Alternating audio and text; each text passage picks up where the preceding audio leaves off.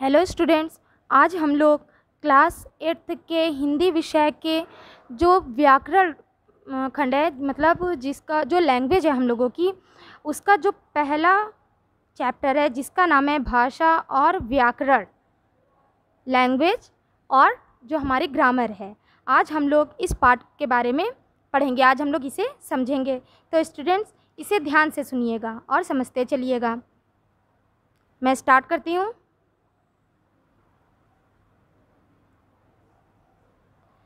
जैसा कि यहाँ पे कह रहे हैं, मनुष्य एक सामाजिक प्राणी है।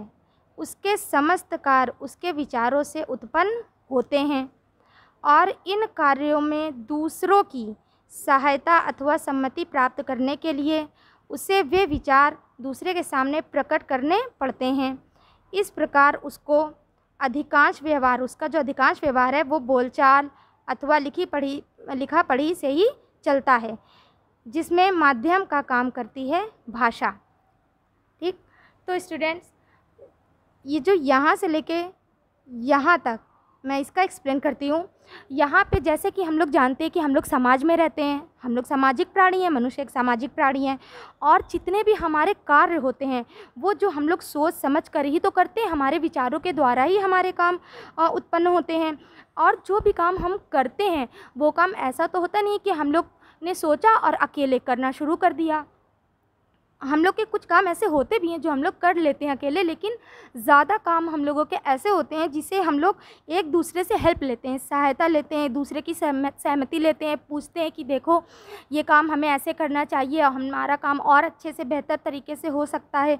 तो वो सभी कार्यों को करने के लिए हम लोग एक दूसरे की सहमति लेते हैं, सहायता दूसरे की लेते हैं, मतलब अपने विचारों को दूसरे के सामने रखते हैं, पूछते हैं, बातचीत करते हैं, कन्वर्सेशन करते हैं।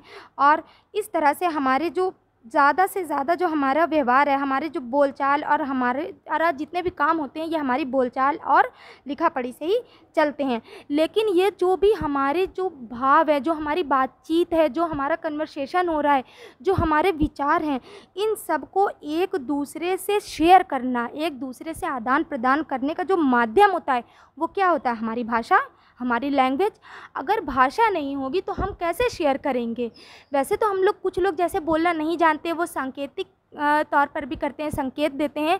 लेकिन जो हम लोग की बातचीत होती है वो सब जो लैंग्वेज होती है, जो वही हमारा मेन माध्यम होता है हमारी बातचीत का। क्योंकि हमारी जो लैंग्वेज है, हमारा जो ग्रामर है, उसमें हम जो सांकेतिक भाषा है उसका हम इसमें अध्ययन नहीं किया गया। इसमें सांकेतिक भाषा का एक्सप्लेन जो है, व्याख्या है, उसे नहीं किया गया है। हमारे ग्रामर में, व्याकरण में सिर्फ लिखित जो भाषाएं हमारी और हमारी जो मौखिक भाषा है उसी का ही यहाँ पे एक्सप्लेन किया गया है। तो पहले वो तो मैं आपको आगे चल के, अभी जब उसका मैं भाग बताऊँगी, भाषा के रूप बताऊँगी, तो मैं उसे भी समझाऊँगी। पहले हम लोग भाषा के बारे में जानते हैं। ठीक है, आगे देखते हैं। वैसे तो संकेतों के माध्यम से भी बहरे और गूंगे मनुष्य अपने विचार प्रकट करते हैं तथा छोटा बच्चा रोकर अपनी इच्छा व्यक्त करता है।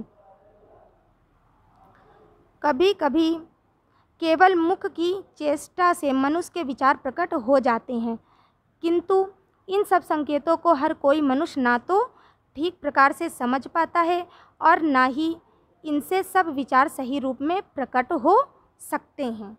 ठीक है, तो जैसे यहाँ पे कह रहे हैं इस लाइंस में, जो मैंने यहाँ पे बताई है, यहाँ से वैसे तो और प्रकट हो सकते हैं, यहाँ तक कह रहे हैं। वैसे तो संकेतों के माध्यम से भी बहरे और गूंगे मनुष्य अपने विचार प्रकट करते हैं। जैसे मैंने आपको बताया था, जो बहरे होते हैं, जो गूंगे होते हैं, वो संकेत के माध्यम से, मतलब इशारों से कुछ ऐसे, मतलब अपने जो कार्य करते हैं, संकेत देते हैं कि लोग उनकी बातों को समझ लेते हैं। जैसे छोटा बच्चा होता है, वो रोकर अपनी इच्छा बताता है। छोटे बच्चे वो पूरी तो भाषा बोल नहीं पाते हैं, लेकिन वो जैसे भी आधी अधूरी, टेढ़ी मेढ़ी जो भी बोलते हैं, लेकिन अपनी बात को वो सामने वाले को बताते हैं, अपने पेरेंट्स को, माता पिता को बताते हैं, और माता पिता उस बच्चे की बात को समझ भी जाते हैं।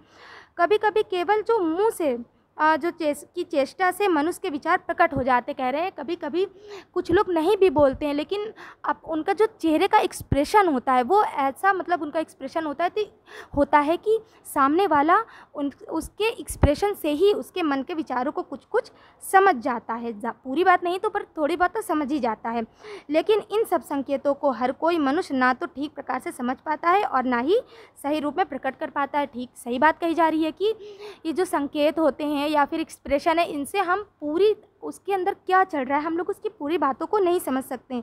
लेकिन फिर भी जो हमारी लैंग्वेज होती है, जो हम उसका यूज़ करके हम अपने अंदर के सभी भावों को सही तरह से समझा सकते हैं। ठीक है, क्योंकि संकेत और ये जो एक्सप्रेशन है इससे हम अपने मन के विचारों को पूरी तरह से नहीं समझा सकते। लेकिन जो भाषा का जो ये मौखिक भाषा है, लिखित भाषा, ये वो रूप होता है जिसके माध्यम से हम अपने विचारों को सही तरह से समझा सकते हैं। चलिए अब आगे देखते हैं। वस्तुतः इस प्रकार की सांकेतिक भाषा से शिष्ट समाज का कार्य नहीं चल सकता, इसलिए व्याकरण में संकेतों का अध्ययन नहीं किया जाता है।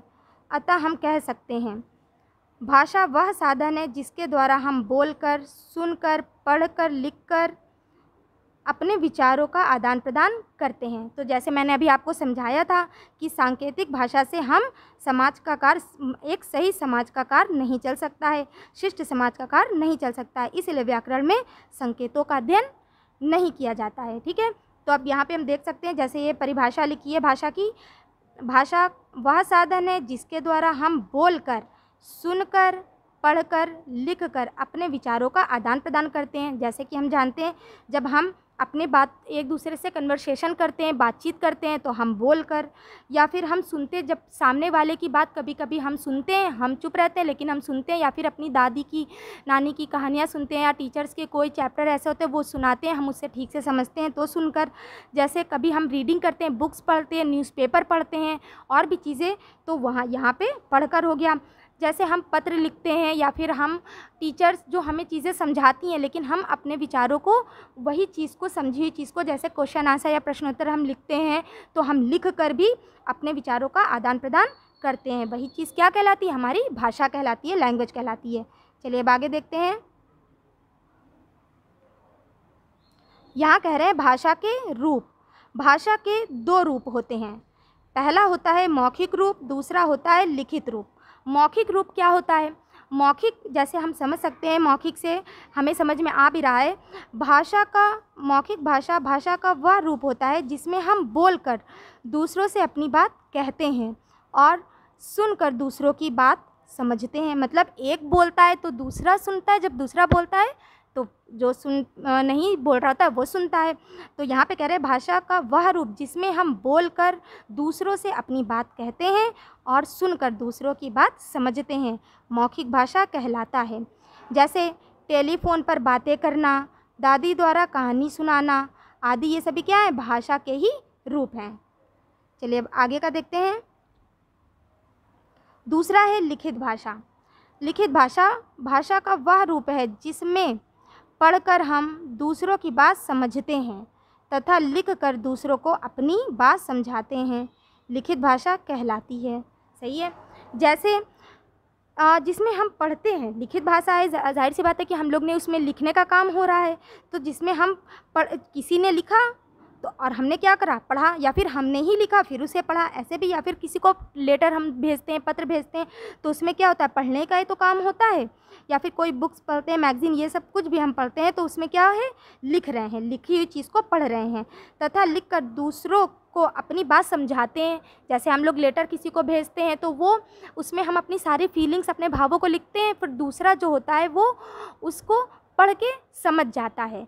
ठीक है। जैसे आजकल हम लोग नॉर्मली देख लेते हैं, आजकल व्हाट्सअप बहुत चल रहा है, चैटिंग हो रही है, कितने लोग कितना करते हैं, कितनी देर तक करते रहते हैं, और कैसे क्या वो उनकी कभी कुछ तो ऑडियो भी चली जाती है, लोग वॉइस अपनी रिकॉर्ड करके भेज देते हैं, लेकिन कुछ ज़्यादातर लोग ऐसे ही करते हैं कि जैसे लिखते हैं। आप लोग तो जानते ही हैं स्टूडेंट्स की चैटिंग में व्हाट्सएप पे कैसे करते हैं, हम लोग पूरा टाइप करते चले जाते हैं, पूरे पूरे सेंटेंस अपने अंदर की फीलिंग्स को, अपने भावों को सब लिखते हैं। फिर दूसरे पास जब वो चैटिंग जाती है तो वो पढ़ता है, वो पढ़कर फिर वो उसका रिप्लाई करता है। वही क्या हो गया, हमारी लिखित भाषा हो गई।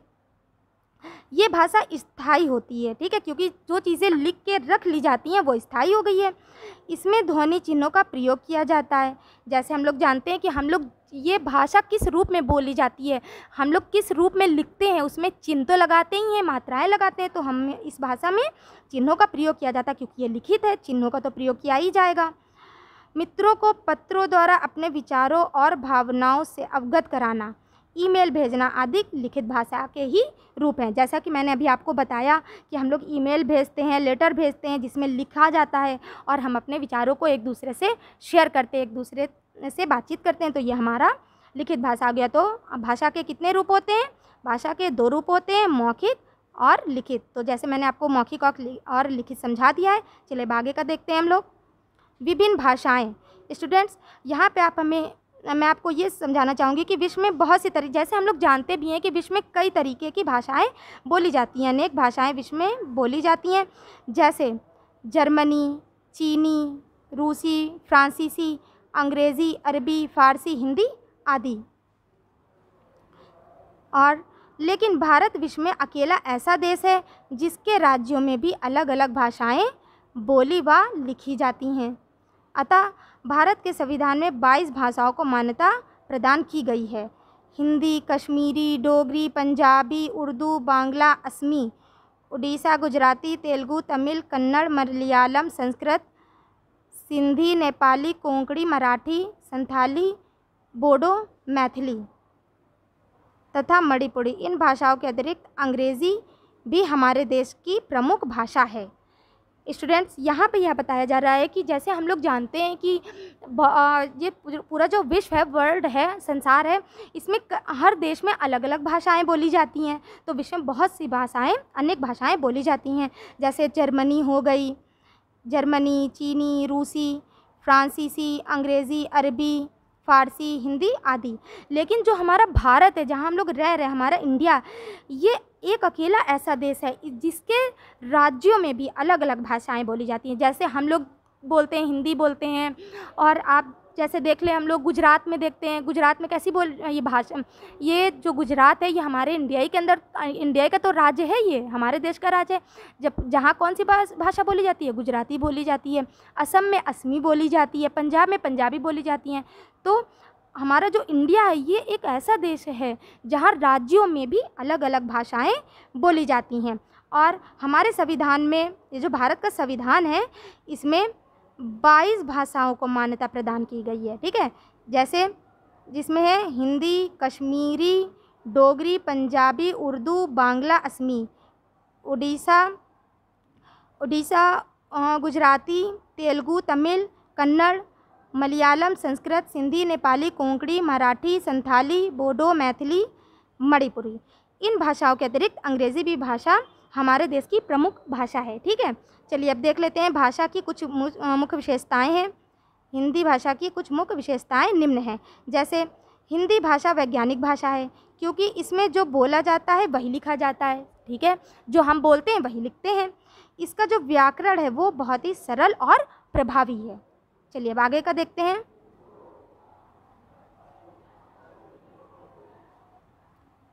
यहाँ पे कह रहे हैं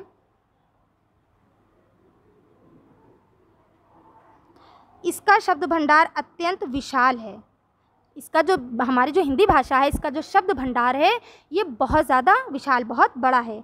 इसमें संस्कृत, देशज, विदेशज, अरबी, फ़ारसी, अंग्रेज़ी, पुर्तगाली, फ्रांसीसी, डच आदि भाषाओं के लाखों शब्द शामिल हैं।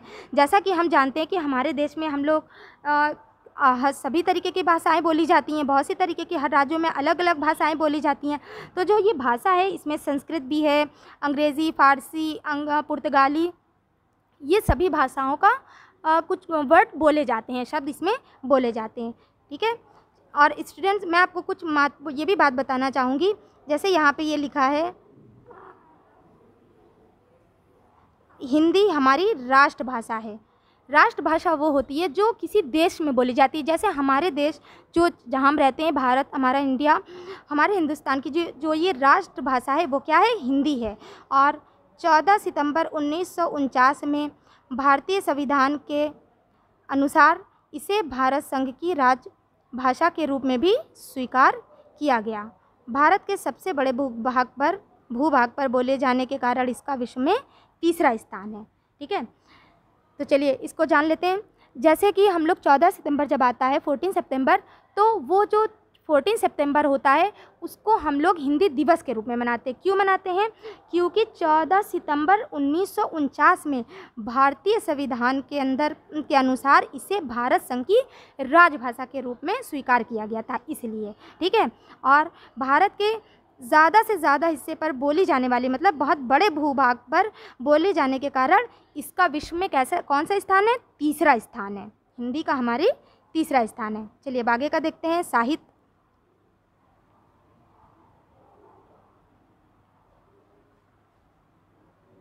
यहाँ पे देखते हैं साहित्य। प्रत्येक भाषा का अपना साहित्य होता है। सामान्यतः साहित्य सुंदर अर्थ वाली वाक्य रचनाएं होती हैं जो मन को आनंदित करती हैं। दूसरे शब्दों में जिन रचनाओं में लोकार्जन होता है वे साहित्य कहलाती हैं। कबीर, सूर, तुलसी, रसखान आदि रचनाएं तथा प्रेमचंद, महादेवी वर्मा, जयशंकर प्रसाद आदि की कहानियाँ, नाटक एवं एकांकी पत्र आदि साहित्य हैं। साहित्य एक ऐसी संचित ज्ञान राशि है जो मनुष्य को जीवन संबंधी तत्वों का ज्ञान कराती है। स्टूडेंट्स, यहाँ पे कहा जा रहा है कि प्रत्येक भाषा का अपना साहित्य होता है। जैसे कि बहुत से राइटर हुए, लेखक हुए, कवि हुए, तो ये जितने भी लेखक कवि थे, ये सबकी अपनी अलग अलग साहित्य होता था। कोई खड़ी बोली में लिख रहा है, कोई सदुकड़ी में लिख रहा है, कोई सरल में लिख रहा है।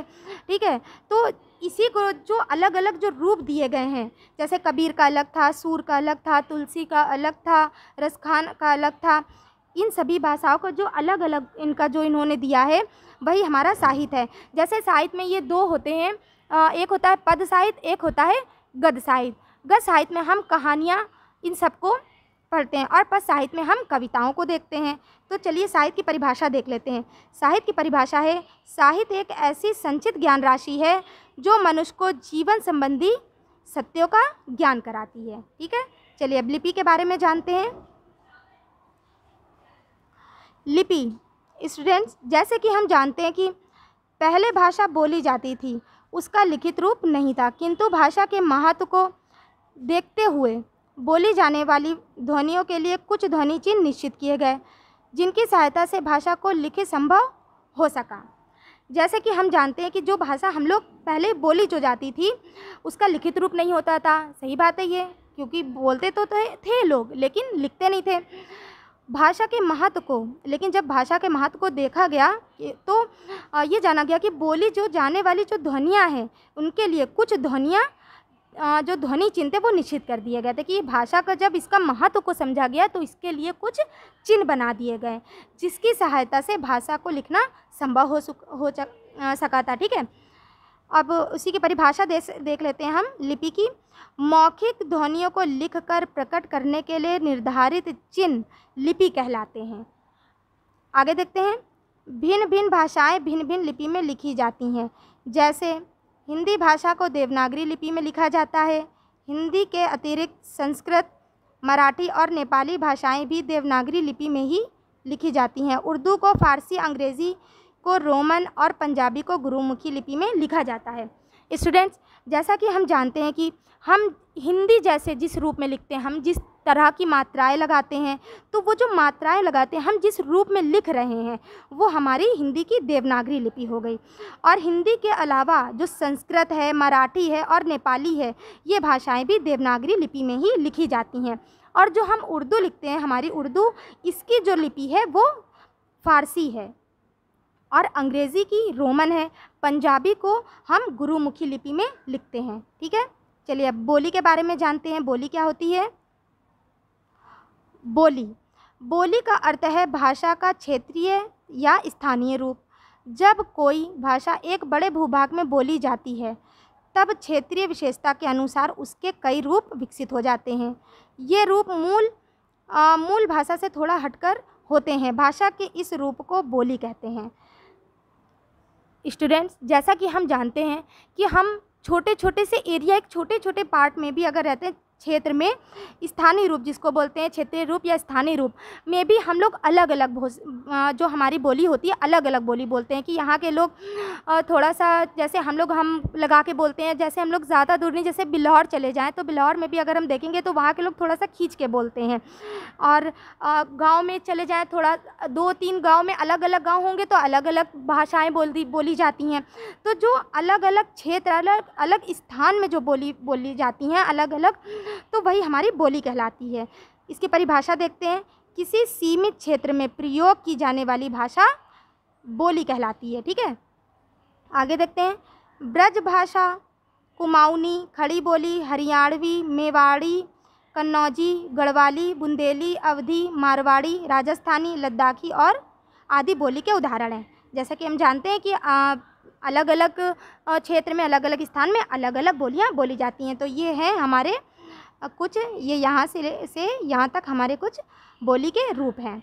चलिए अब आगे का देखते हैं। स्टूडेंट, ये कुछ इम्पॉर्टेंट चीज़ है जिसको आप ध्यान से समझ लीजिएगा। जब किसी बोली में साहित्य की रचना की जाने लगती है तो वह उपभाषा कहलाती है। जैसे गोस्वामी तुलसीदास ने अवधी में श्री रामचरितमानस की रचना की तथा सूरदास ने ब्रजभाषा में सूरसागर की रचना की। अतः ये दोनों बोलियां होते हुए भी उपभाषाएं हैं। यहाँ पे कह रहे हैं जब किसी बोली में साहित्य की रचना, जैसे हमारी है तो बोली वो है स्थानीय भाषा, क्षेत्रीय भाषा है, लेकिन उसमें साहित्य की मतलब वो सही तरीके से बोली जाने लगे, उसमें कोई ऐसा रूप दिया जाने लगे, साहित्य का रूप दिया की रचना की जाने लगे, तो वह बोली क्या कहलाती है? उपभाषा कहलाती है। जैसे गोस्वामी तुलसीदास ने अवधी में श्री रामचरितमानस की रचना की, मतलब जो उन्होंने श्री रामचरितमानस लिखी है वो अवधी भाषा में लिखी गई है। ठीक है, और सूरदास ने सूरसागर की जो रचना की है वो ब्रज भाषा में की है। तो ये जो ब्रज भाषा और अवधी भाषा में जो लिखे गए हैं ये बोलियां हैं, पर बोलियां होते हुए भी ये उपभाषाएं कहलाएंगी। ठीक है, चलिए अब आगे का देखते हैं। व्याकरण, ये व्याकरण क्या होता है? ग्रामर। स्टूडेंट्स, ये बहुत हमारा इम्पॉर्टेंट पॉइंट्स है, क्योंकि जब हमको ये पता होगा कि हम ग्रामर, ये व्याकरण क्यों पढ़ते हैं, तभी हमें समझ में आएगा। ये व्याकरण का मतलब ये है, देखते हैं आगे। कभी कभी बोलने, पढ़ने या लिखने में व्यक्ति से भाषा में अंतर आ जाता है, तो कभी कभी स्थान भेद से भाषा का रूप निश्चित या मानक नहीं रहता, अथवा अज्ञान, असावधानी के कारण कुछ व्यक्ति उच्चारण, वर्तनी या अर्थ ग्रहण में गलती कर देते हैं, जिससे भाषा में विकार आ जाते हैं। इन विकारों के कारण विचारों का स्पष्टीकरण बाधित हो जाता है। यहाँ पे कह रहे हैं कि जब हम कभी कभी एक दूसरे से बातचीत करते हैं, पढ़ते हैं या फिर लिखते हैं, तो हम लोग जैसे कुछ लोग जैसे पढ़ रहे हैं, लिख रहे हैं, तो एक दूसरे में उन दोनों की बातचीत में अंतर आ जाता है, डिफरेंस हो जाता है। ठीक है, तो यहाँ पे कह रहे जो हम, और जैसे कोई चीज़ हम सही बोलनी चाहिए तो हम उसे गलत बोल देते हैं, गलत लिख देते हैं। कोई चीज़ जैसे हिंदी का कोई वर्ड हमने बोला ऐसे बच्चों को डिक्टेशन ही बोल दिया तो वो गलत लिख दे रहे हैं। वही जो चीज़ को, उस गलती को, उस अज्ञान को, मतलब वो जो असावधानी होगी उसके कारण जो कुछ व्यक्ति उच्चारण मतलब बोलने में और उसका अर्थ समझने में गलती कर देते हैं, जिसको हम उसको समझाते हैं तो वो समझने में या फिर उसको बोलने में गलती कर देते हैं, सही वर्ड नहीं बोल पाते हैं, सा को शा बोलते हैं और दा को ता बोलते देते हैं, बहुत से लोग कुछ वर्ड गलत कर देते हैं। तो ये गलती होती, जो विकार आ जाता है, इन विकारों के कारण विचारों का स्पष्टीकरण बाधित हो जाता है। मतलब कि जो गलतियाँ कर रहे हैं उनको सुधारना हमारा ज़रूरी हो जाता है। तो यहाँ पे आगे देखते हैं। व्याकरण हमें भाषा के लिखित व मौखिक रूपों का सुचारू अध्ययन करना सिखाता है। इसके माध्यम से हम भाषा को व्यवस्थित रखना, उसका विश्लेषण करना एवं शुद्ध प्रयोग करना सीखते हैं। व्याकरण के नियमों से पता चलता है कि वाक्य शुद्ध है अथवा अशुद्ध। हम कह सकते हैं, यहाँ पे कह रहे हैं कि जब हम व्याकरण ठीक तरीके से पढ़ते हैं, सही ग्रामर पढ़ते हैं, तो हमें पता होता है कि हमें कौन सा अक्षर कहाँ पे यूज़ करना है, कहाँ पे कौन सी मात्राएं लगानी हैं, तभी हम व्याकरण के द्वारा ही, इसी के ज़रिए हम अपने जो मौखिक या फिर लिखित जो रूप है उसको सुचारू रूप से जब हम उसे कर सकते हैं। मतलब व्याकरण हमें भाषा के लिखित व मौखिक रूपों का सुचारू अध्ययन करना सिखाता है। इसके द्वारा ही हम भाषा को सही तरीके से उसका विश्लेषण कर सकते हैं, उसको शुद्ध प्रयोग कर सकते हैं। ठीक है, व्याकरण के नियमों से हमें पता चलता है कि हम जो बोल रहे हैं वो सही है या फिर गलत है। इसलिए हम कह सकते हैं इसकी परिभाषा, जिस शास्त्र के द्वारा हम भाषा को शुद्ध बोलना, पढ़ना और लिखना सीखते हैं उसे व्याकरण कहते हैं। ठीक है, अब आगे देखते हैं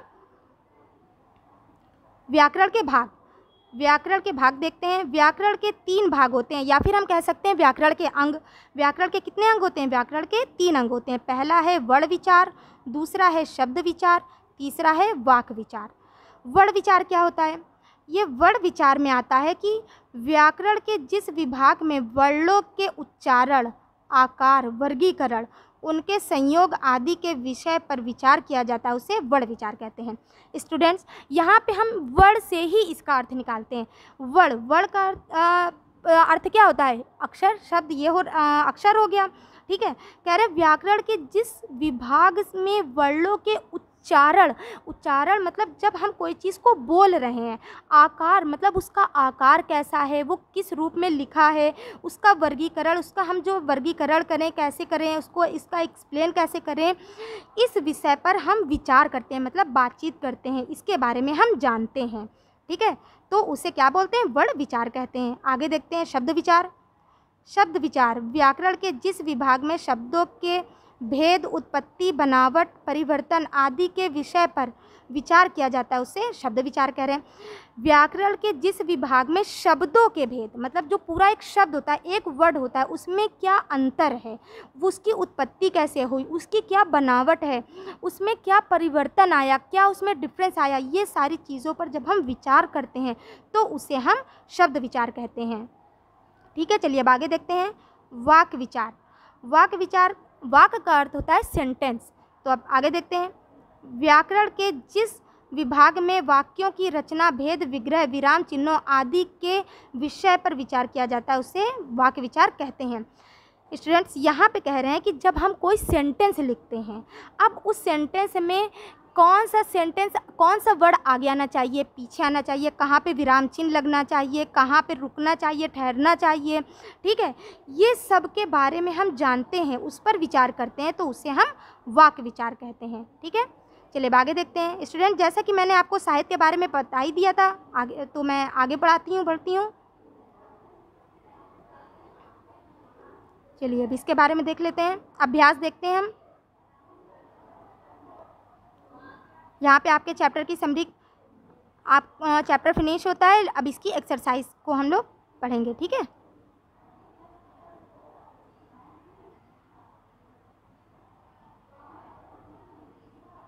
पहला प्रश्न है सही विकल्प पर सही का चिन्ह लगाइए। स्टूडेंट्स, यहाँ पे पहला क्वेश्चन कह रहे हैं भारतीय संविधान में कितनी भाषाओं को मान्यता दी गई है।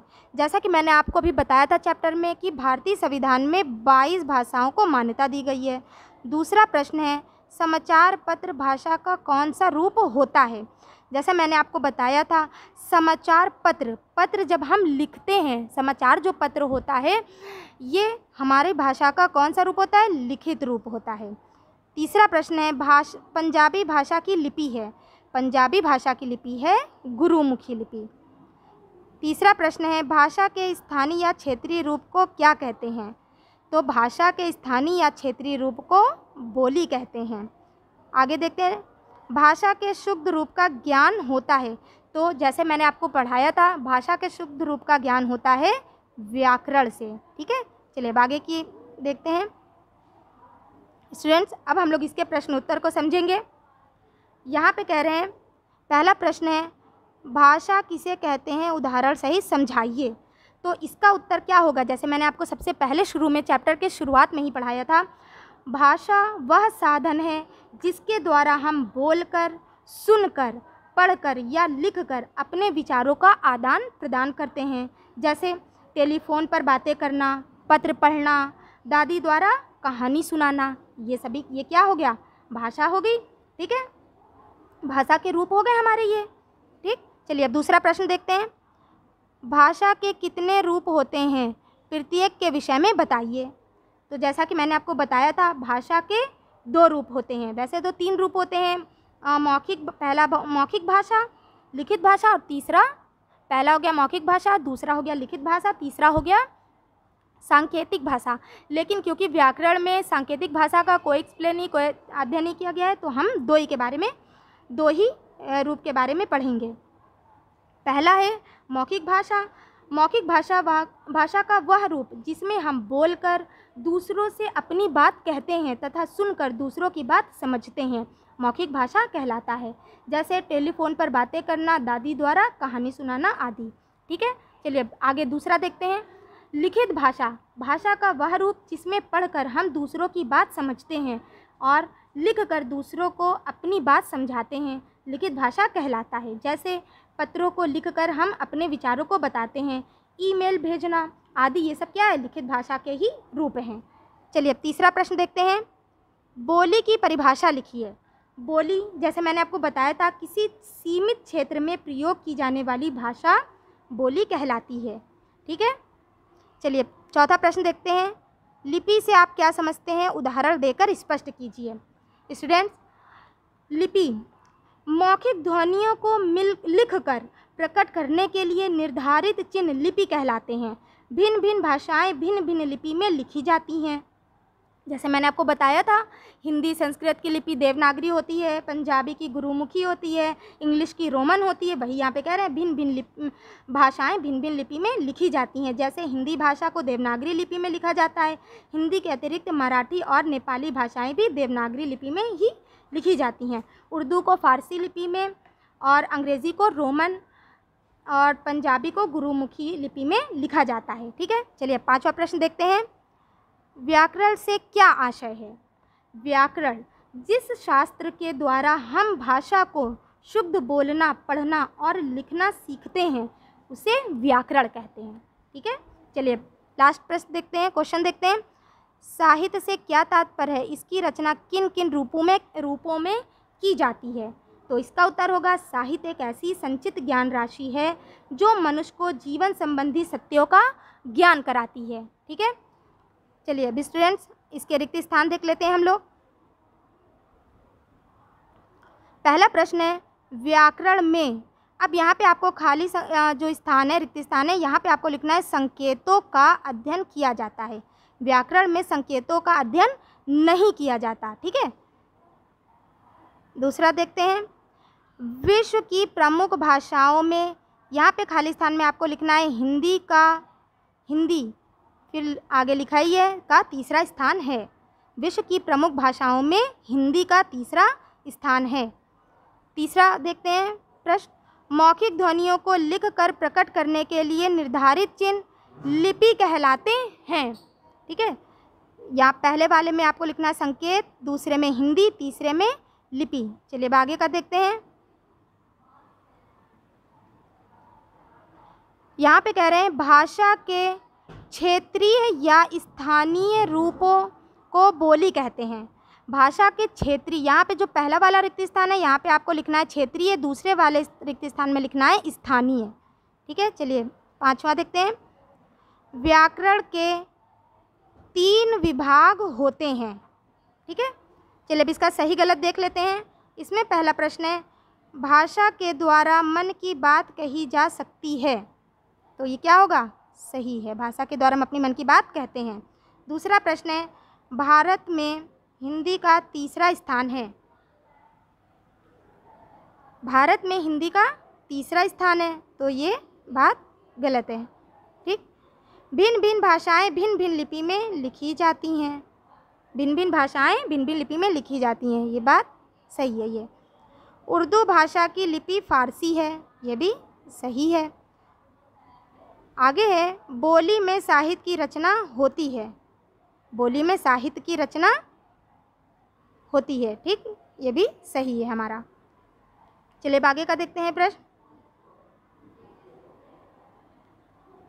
यहाँ पे कह रहे हैं मैंने कल सुख सागर पढ़ी।